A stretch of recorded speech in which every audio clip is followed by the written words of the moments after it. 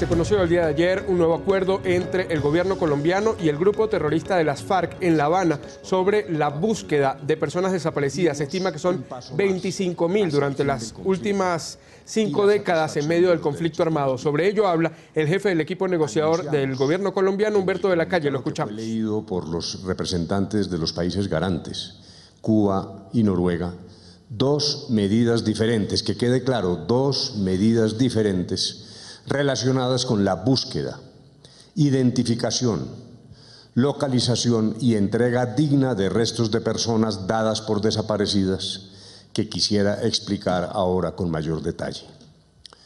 En primer lugar, están las medidas de construcción de confianza, lo que hemos llamado gestos, que se pondrán en marcha antes de la firma del acuerdo final, o sea, de inmediato. El gobierno se ha comprometido a acelerar los procesos que ya se vienen adelantando de identificación y entrega digna de restos de personas muertas en combate que fueron inhumadas como NN durante el conflicto armado. Y las FARC, por su parte, han hecho el compromiso de entregar rápidamente información para la ubicación e identificación de los restos de personas que hayan muerto en su poder. Se trata de un gesto humanitario, un gesto importantísimo, que responde a sus obligaciones frente al derecho internacional humanitario. Estos pasos son trascendentales, pero, repito, son apenas los primeros pasos. Se trata de gestos, de medidas de construcción de confianza que nos permitirán demostrarles a las víctimas nuestro compromiso con la satisfacción de sus derechos. Como hemos dicho en otras oportunidades, unos serán los esfuerzos que podemos poner en marcha antes de la terminación del conflicto armado, los gestos, y otros muy distintos los que podremos implementar cuando el conflicto haya quedado atrás. Por eso, en segundo lugar, y no hay que confundirse, en segundo lugar, hemos anunciado la creación de una unidad especial de carácter humanitario y extrajudicial para la búsqueda de personas dadas por desaparecidas en el contexto y en razón del conflicto armado.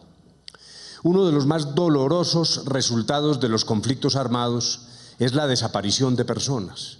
Por eso, en conflictos tan disímiles como el conflicto fronterizo entre Grecia y Turquía, por ejemplo, o la guerra del Golfo Pérsico, en el conflicto de los Balcanes, allí se han implementado este tipo de unidades a la terminación de los conflictos. El Comité de Personas Desaparecidas de Chipre, por ejemplo, la Comisión Tripartita del Medio Oriente y el Grupo de Trabajo de Personas Desaparecidas en Kosovo.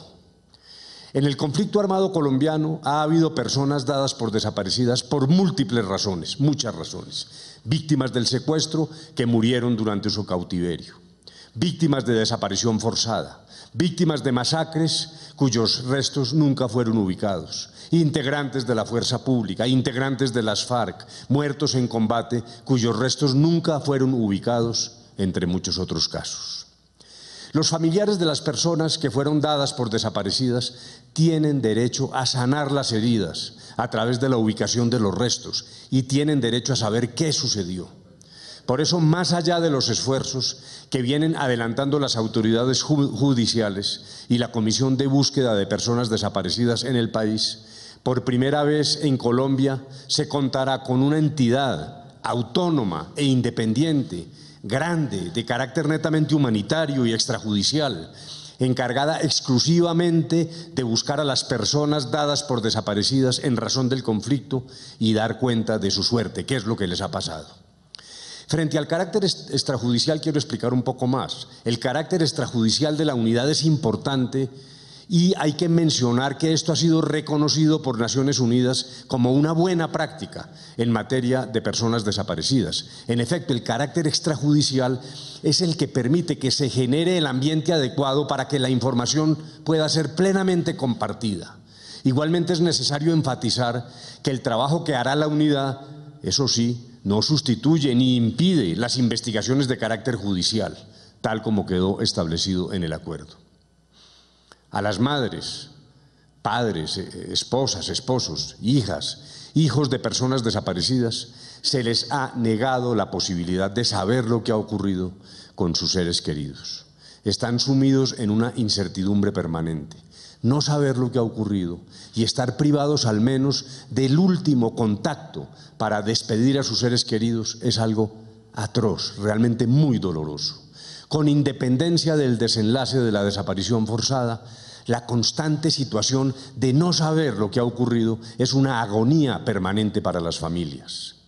Lo acordado ayer busca ante todo aliviar ese dolor, el profundo dolor de los familiares de los desaparecidos.